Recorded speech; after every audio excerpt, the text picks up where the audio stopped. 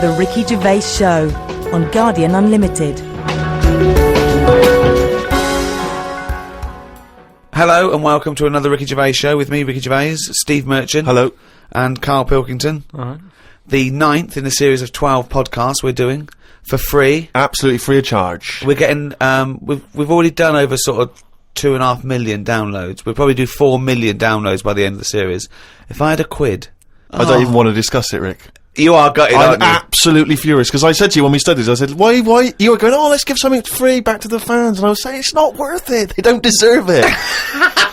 But no, you demanded it, and I wanted to pay, I want to charge crazy money for it. I've been a fool. We've had about something like 6,000 emails as well. If we could channel this to good, because you know what I mean, this internet has been set up, billions and billions and billions of dollars go on this cyber highway, back and forth, doing good stuff, communicating, sending people into space, commerce, and people, hundreds of thousands of people are sending me pictures of Karl as a monkey. I know, exactly. I mean, it's unbelievable. It's not what this system was created for. Thank you for all your emails as well. That cost us as well a little bit, because they're going through the website, which cost us a little bit of money. But it also costs me my precious time, having to wade through the crap that gets sent to us. Thanks to Kieran Gabriel from Merseyside, who sent me a picture of Karl as Bruce Willis. It's the effort. We'll put all these up on the website. David Weinstein has started his own T-shirt range, I Could Eat a Knob at Night. And Paul Devon has sent me this caricature of Karl, and it's brilliant. Again, I think they're wasting their energies. It's actually a brilliant painting of a little round, bald-headed Manx, some sort of like freak creature. Yeah. Whereas he could have done a beautiful painting. But thanks to all those. I mean, I have actually waded through the emails, and I obviously, again, like Ricky, I echo the thanks for sending in all the different questions and comments about the show. And there's so many, it's impossible to obviously even reply to them or talk about them. But a couple of that struck me. Emily from New York has asked Karl this: Karl, if you were on a sinking ship, or you were in a burning building, and you were with myself and Ricky, but you could only save one of us. I don't know why that's the case, but you can only save one of us. Yeah. Who would you save? Would it be Ricky, or would it be me? I think it's a two-man dinghy. Right, okay. Possibly. And we're trapped, and he knows that if he stays there to get both our legs out from under this thing... the girder. Yeah, he dies, so he's got room, he's got time to save one. It's obviously me. It's hard to say, isn't it, at this point? What, because Steve's in the room, you mean? Well, no, just because we don't know what the situation is. Okay, well, let's say we're on a sinking ship, all right? So you're gonna have to rescue one of us, drag us into the dinghy. It's going under. You know, in 30 seconds, okay, this ship's gonna go under and drag you down, and you're gonna die, right? And our legs are trapped, and you've got enough time to untangle one set of legs. Whose legs do you untangle? Now, just because my legs are long does not necessarily mean it's more complicated. No, it's exactly the same amount of time. Just have to make a choice. A terrible choice that Steve would not, hate you for. Well, no, listen, this is all I say for long. He's going to drown in 30 seconds. Well, forget him.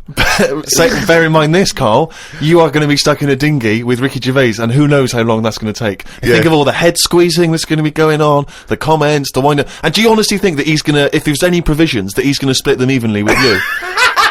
I mean, he's going to have drunk all the water, and there's only going to be about half an hour in. The food's going to be gone. Look at his gut. Look how much, of the food he's going to have to eat, the baked beans that you've got on board. Whereas me, you know how generous I am. I'm always sort of helping you out. Oh, there we go, Karl. I think he's put the nail in his own coffin there. You know how generous I am, Karl. Let's talk about that, Karl. Come on, think about that one. Yeah, I mean, have you forgot about that, Steve? What? The time when we went for a coffee, and we had to have a bit of a heated debate about the 50p change. Yeah, you owed me 50p, and you decided you didn't want to give it to me because it was only 50p. And my point was, it's not a question of 50p, it's the fact that it's not your decision to decide not to give it to me. If I wanted to be generous, that's my decision, but you can't go, oh, it's only 50p, Steve. It's my decision who But you just given him a free keg of beer. Yeah. That did not come to you, and you didn't pay for the free keg of beer. It was a promotional thing that was sent to you. It's the same thing as the way I gave Suzanne my leaving present from my last job. A lot of people may not be aware of this if they haven't heard us talking about it before. Yes, but you had a gift from your work as you were leaving after however many years of service, which you then gave straight to your girlfriend without telling her that it had been received from people at work. Doesn't matter. She wanted a camera. It's the same thing as you. You wanted that lager that I got for free. It hasn't cost you anything. It doesn't matter where I got it from. So you now decide, because you've given me a free crate lager, that you can now say, oh, actually, I'm not, in the future, I'll just take your money, Steve, on a whim. Well, Listen, stop arguing with us. You're rocking the dinghy. Carl, have some of my cheese. Imagine if he would. Do you imagine he would ever say that? Can you imagine him ever offering you any of his cheese? Are you going to save Carl, mate? I don't want to say. Can we say on the website? Can you just do a little explanation of why on the website? Can they think about it and... I might do a sort of a for and against or something, and then sort of so the conclusion is Okay, alright. something like that. Go to Alright. rickygervais.com. The Ricky Gervais Show on Guardian Unlimited. Hasta la vista, baby. I'll be back. I'm here to tell you about Friday night comedies on Channel 4. There's 3 great comedies. New Green Wing, it's nearly ready. My Name is Earl and The It Crowd. The great new comedy from creator of Father Ted. Get your ass to Mars. Friday night comedy this Friday on Channel 4. Switch it on. I'll be back. Uzi 9mm. Cause I did a divorce. The Ricky Gervais Show on Guardian Unlimited. Well, I've been waiting for this for a week. It's a regular feature now when we read from Karl's diary. Karl decided to keep a diary.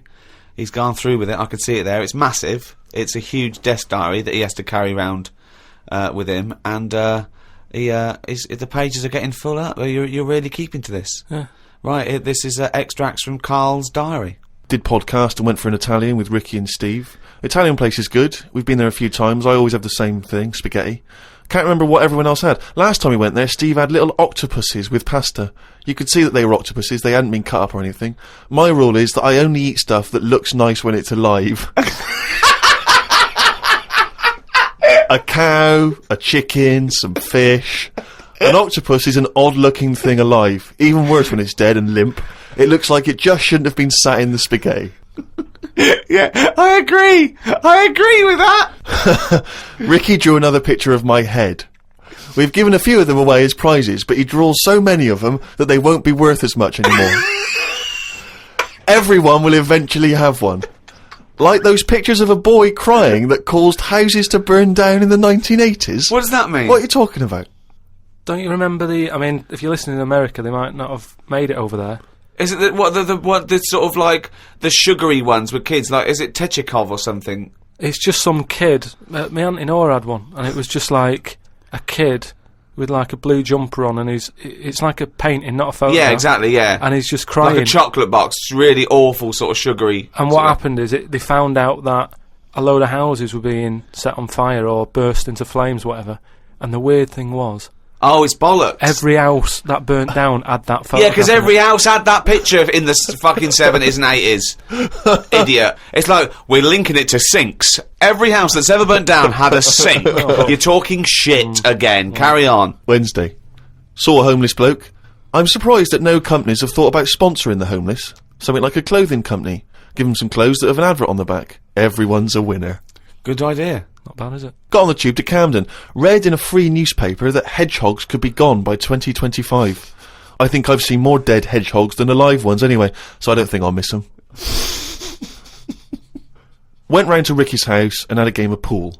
It should have been nice and relaxing, but Jane gave me some cake, and Ricky said I can't play pool if my hands are all sticky from cake. It was the sugar. And it wasn't that either. After he'd finished it, they weren't just sticky. He was licking his fingers, sucking his fingers off, and then was going to pick up pool cues and touch things. And I was thinking, go and wash your hands after licking your hands. You're not a cat.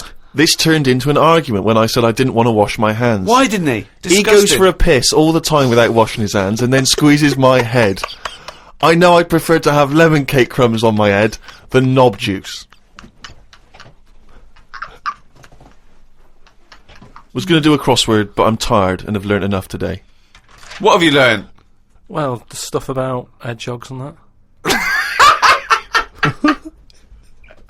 Oh, God. Was on my way to my mates and I got on a train. Got close to a station but realised I needed a wee.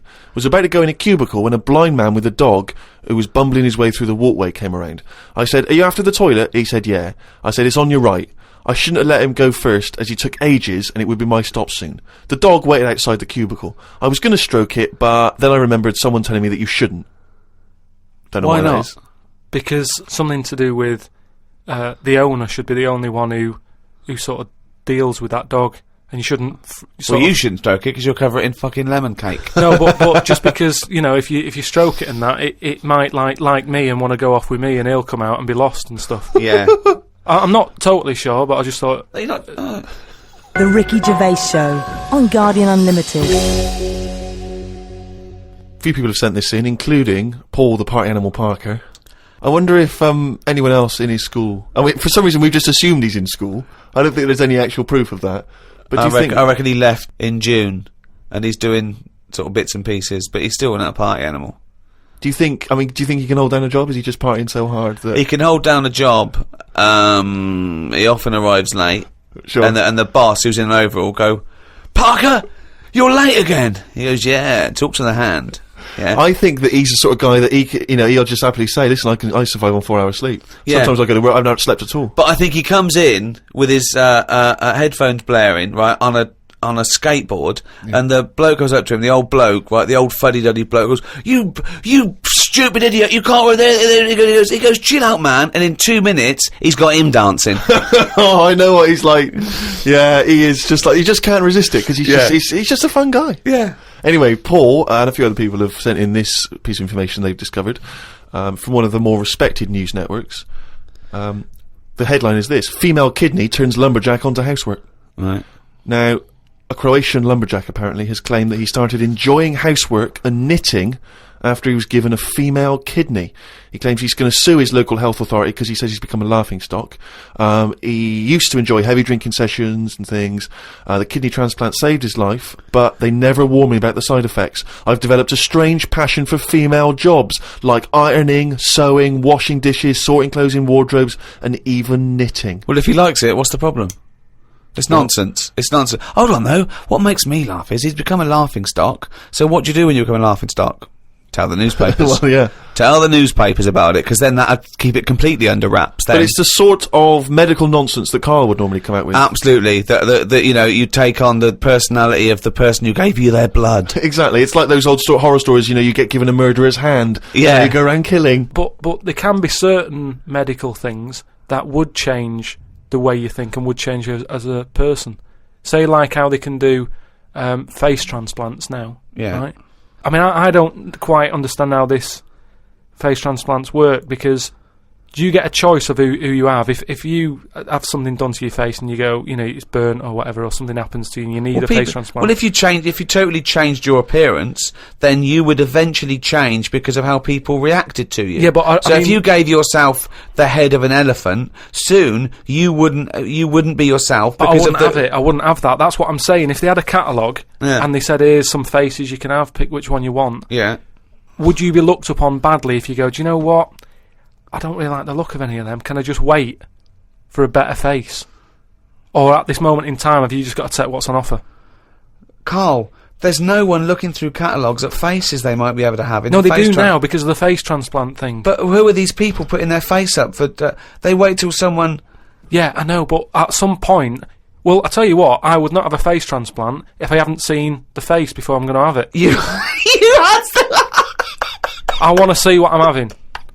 Because I could end up with anything. You mentioned elephant's head. What do you know what I mean? Whose head are they going to use? Is it the latest thing that's died?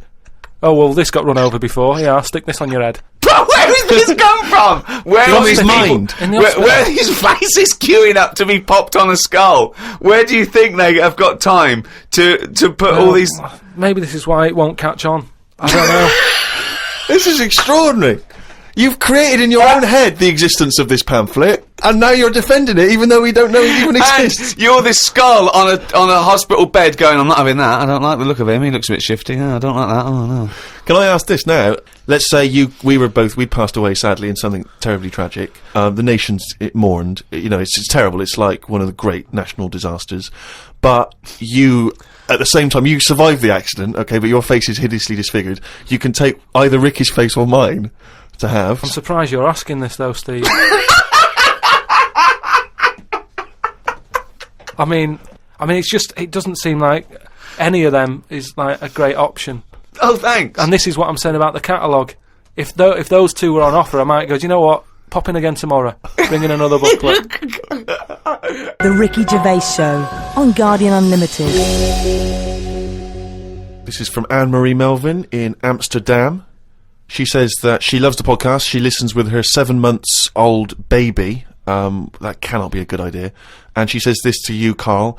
If you had children, what is the most important lesson you'd want to teach them? I mean, in a way, if you sort of look after a kid too much, it doesn't learn that much. But if you let it learn by its mistakes, it'll probably grow up all right. But there are some mistakes you can't afford it to make to learn from. Yeah, driving a car the wrong way down a motorway. Testing if the fire really is hot. No, but say like the time... Does broken glass really taste horrible? These are lessons you don't want it to learn from mistakes. You can tell them that. Yeah, but what I mean is, there's certain things that I just think there was a kid who grew up in our avenue, right, on the estate, who, when it was born, right, we kind of thought it's got no chance, this kid, because its man was a bit of a rumman. You know, a rumman? Where's that? No, just like, you know, she like going out and having a fag and like having a drink, and she's never at home. It's the one who had the horse in the house. Sure. Right? Which I don't want to go over. Sure, it's old news. It's out there, isn't it, if you want to find out about the horse in the house. But she had a kid, and everyone was pretty surprised when they saw it, because it was a good-looking kid.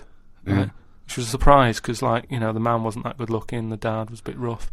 But it came out, and she was showing it around the avenue, going, look at this I've had. And she was chuffed with it, because it's probably like one of the newest things she's ever had, because everything else was always sort of second hand and what have you. But suddenly she's got this brand new little baby, right? Anyway, as it grew up, right, those looks went. Right. And I'm not talking getting old, I'm talking by the age of about 3. It looked rough already, right? And all that just happened because that's the life it was in, right? Yeah. So like it had like a patchy head. Its hair. It had a patchy head. A patchy head. It's just sort of. It wasn't a North American Indian. What do you mean, a patchy head? Just his hair was patchy. He used to chase sort of cars and stuff. Chase cars. Sorry. What do you mean? That's what he did for his. Sorry, did she let it get raised by wolves? No. but all I'm saying is that at the end of the day, what is it that makes a person?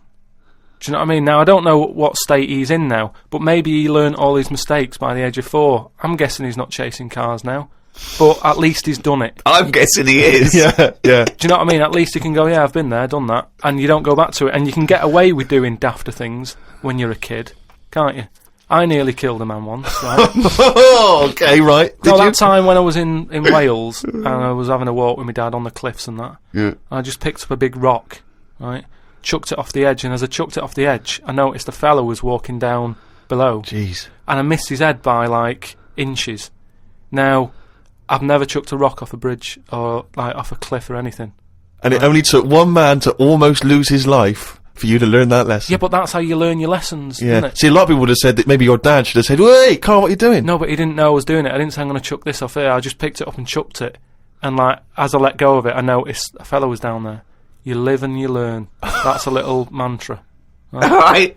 You live and you learn. So the woman who's had the kid, sort of look after it, feed it, make sure it's got shoes and that, but let it roam about. That's great. There's the advice for you, Anne-Marie. I love that. Good luck. Just let your 7-month-old baby roam about.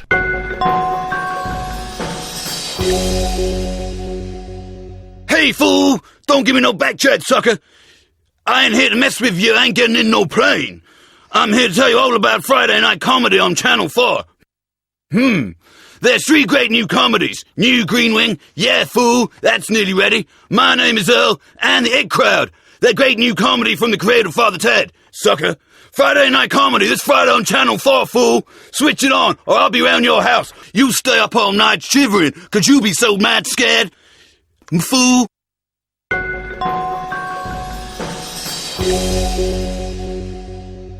Karl, a lot of people are absolutely fascinated to find out how you met Suzanne, your girlfriend of how long? Ages.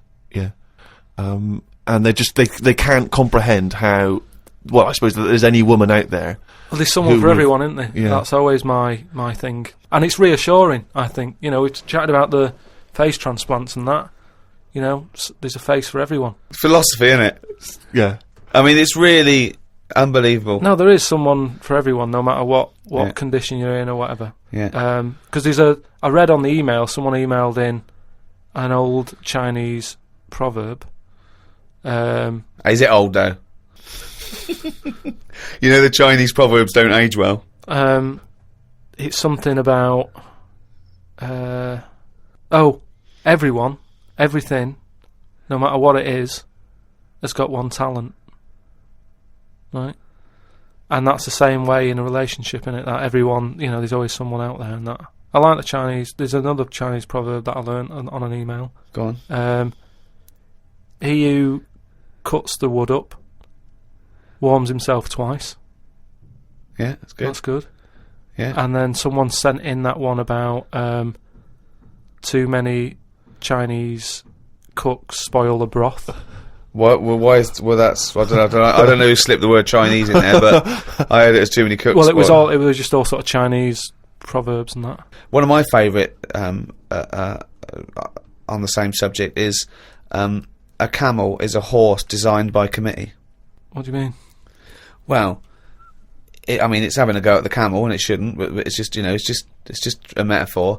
And if you wanted to design a horse and you had that vision, but you let 12 people in the room have their say, it wouldn't come out as you wanted it to do, and it wouldn't be as good. A vision is more perfect than committee, because everyone having their say, it becomes anodyne, it becomes compromised. Whereas the best things you can do is have an idea and have a vision and auteur that. Rick, can I just say now, I can tell from his look that he's thinking, which committee designed the camel? Well, I'd say, why would you request the ump bit?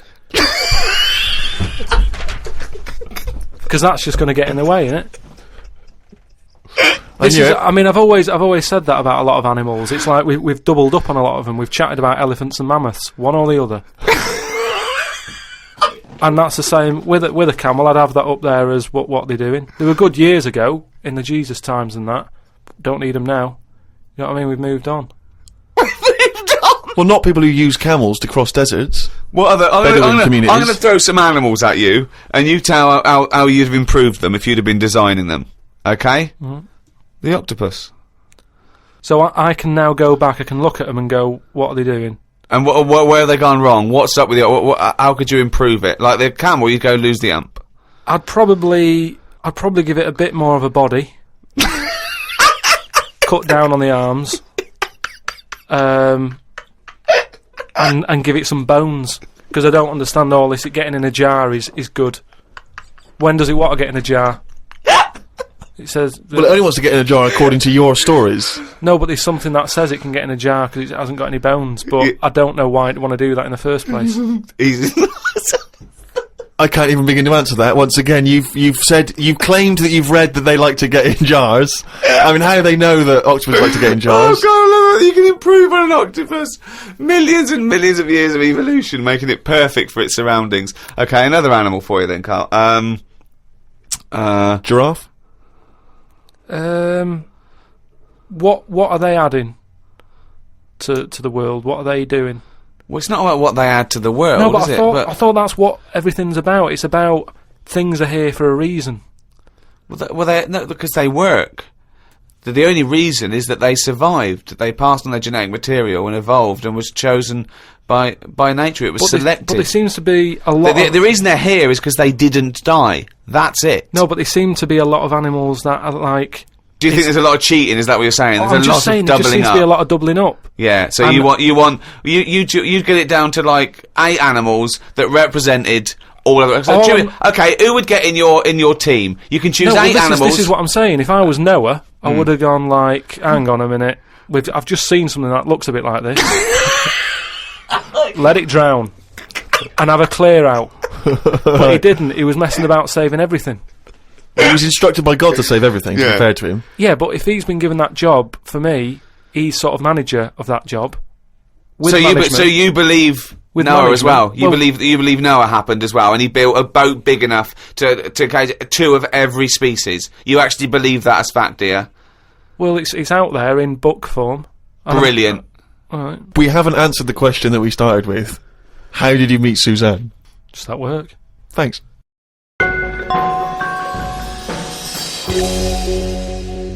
Oh, chimpanzee, that monkey music! There was this airline, and was having a lot of problems, and a lot What, of pilot's too tall? Yeah, the cabin was so tiny.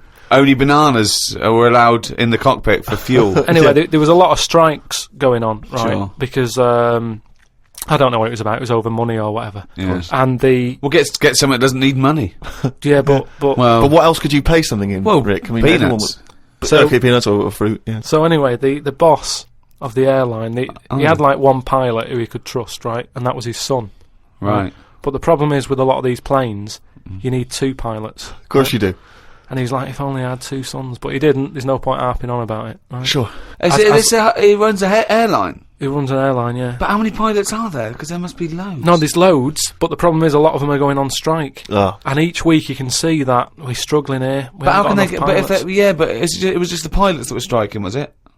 Yeah, the pilots were striking, yeah. So that all the ground staff and luggage handlers and all that was okay in the cab? They were control? fine, it's just pilots Right. were not happy Pilots. with the deal and what have you. Yeah. Well, just close it down. No Anyway, way, you can't do that, no, Rick. I can't- Of course you It's can't. costing do him a that, it's just- fortune if he closes it down. Yeah, but what, one plane's not going to make a difference in an airline, is it? No, it's all the It's all the planes. planes, mate. Yeah, I know, exactly. So if he's only got one person he can trust, knock it on the head. No. What's the point? You've got to keep going. You can't just nip stuff in the bud like that. If you got a dream, keep it alive. I know, but not with one plane and your son. So anyway, I don't know. Well, but that's the least of his problems, Rick, because he's got his son who's a brilliant pilot. He's the only guy he can trust, but it takes two people to fly. Well, you the plane. can't fly it then. so the son, he's flying the planes and that. He's getting worried for his dad because of his business. It's falling Sure. apart. He's like, anyway, listen, Well, one plane won't make any difference. don't worry about it. We've found someone who you can work with. Okay. And he's like, but I get past the picket line because, they know I'm your son anyway and they'll leave me alone. But any other pilot, they're going to start giving him grief. They're tearing him to shreds, yeah. He said, don't worry about it. Unless he could swing over the heads of all the strikers. He said he's staying over near the sort of quarantine area where all the animals are kept Oh, and yeah, stuff. okay. They won't be looking in there. They won't bother. No. So he's like, all right. But there's no animal that could be a co-pilot, that's why. I'll see you. He'll meet up with you in the cockpit. I'm like, He'll be out in the cockpit, yeah, sure. So anyway, he gets in there. He meets them. At first, a little bit of a shock who he's going to be working with, but Why? he's thinking, as long as I can keep my dad's business alive, I can Not keep with a one job. plane. Not So, with one plane. Anyway, what happens is the strike's going on. He's flying. He's Yeah. got his mate with him flying, helping out. Who's his mate? What's his The mate's flights, name? the flights are brilliant, right? Everybody's loving them. They can't believe how smooth they are. Sure. The shares are going through the roof. Everybody's like wanting to There's fly. this one plane, this one plane they've got. That wouldn't make any difference. Everyone's saying, it's only a small plane, but it's worth getting on there. And if it's you a can. small plane as because it's well. it's a great Oh, experience. gone under, I'd have thought. There's So no anyway- way they can keep that alive. Apparently they can. So they're keeping Yeah. this plane up in the air and what have you, and everybody's booking the holidays. It's almost like the favourite bit of the holiday. They're loving the flights that much. Why? It's just because it's really good flights. Just I a don't great, just a great flight. understand what difference Apparently it's a great flight. it It's makes. It's I don't dynamite. So understand anyway, what difference it makes. Everyone's happy. Then one day, what happens is a little bit of a problem. Oh dear. You're not going to tell us that sort of co-pilot Coco he's not able to make it to work, is he? Well, what Oh. happened is one woman who was on the plane got a bit peckish, right? Right. And said to the air hostess woman, said, "I'm a little bit peckish. Have you got any sort of nibbles and that?" She went, "No, I've got a sandwich." She said, "I don't really want a sandwich. You want something, like the usual stuff that planes give out, just like a bag of nuts or something." bag of What, nuts, are they not giving those out yet? So no, they don't give it for some reason. She was like, "Look, we've stopped giving out the nuts. We can get you a That's sandwich." strange, And the woman's yeah. like, "I don't want a sandwich. I just want some nuts." Do you Yeah, know what I mean? yeah, A sandwich is quite a big meal and what have you. I just want some nibbles, want some nuts. Well, that's not available. So I Done. End of can't story. get your nuts. She said, "Well, why aren't there any nuts?" She said, "Well, the airlines had problems and stuff, and maybe that was one of the cutbacks. We've never took the nuts back on." Never- right? yeah, sure. So she wouldn't just leave it. She wanted the nuts, right? She's having a lovely flight and everything. She said, "I cannot complain about the flight. The No, flight sure. is brilliant. Yeah. Whoever's up there flying this plane is doing a She's dynamite doing job. a great job, but I need some nuts." Right. Anyway, so the woman There said aren't any. there aren't Very any nuts. demanding woman. There aren't any. It's a very demanding woman. There aren't any. Look, she's paid big money, right? She's probably in first class. She wants nuts. She's going to get Nah, nuts. there aren't any. Leave it. If she has to force her way into the cabin to get nuts, she's going to get Well, nuts. she can't go there because she'll be shot. Because So- with security problems and that, there's no way she could ever go to the cockpit. That would never happen. So she said, "Well, you're saying there aren't any nuts." She Yeah. said, "But earlier I saw you put a tray outside the cockpit, right? It had a sandwich on it, 2 Cokes and 2 bags of nuts." Right. She said, "So you're saying there aren't any, but the pilot's getting Well, them." aren't they now? That was the last 2 packets. Done. No. So Let's go home. So she's going, you can't have any. We know, we understand now there's a dispute over So nuts. she said, well, I'll go and have a word with the pilot myself, because you only put them out there a few minutes ago. He can't have eaten them yet. I want some. You I'm cannot going go, over. no. I know, this is it. She was saying you cannot go over. She's going, listen, I'm going to go over because I feel like I'm being lied to. No, you can't. So she goes, and the pilot can hear all this chat about the nuts and what have you, and he's thinking, what's going on out there? Yeah. He opens the door. Yeah. Right? She gets a glance in. Little monkey sat there with headphones. Fucking bollocks.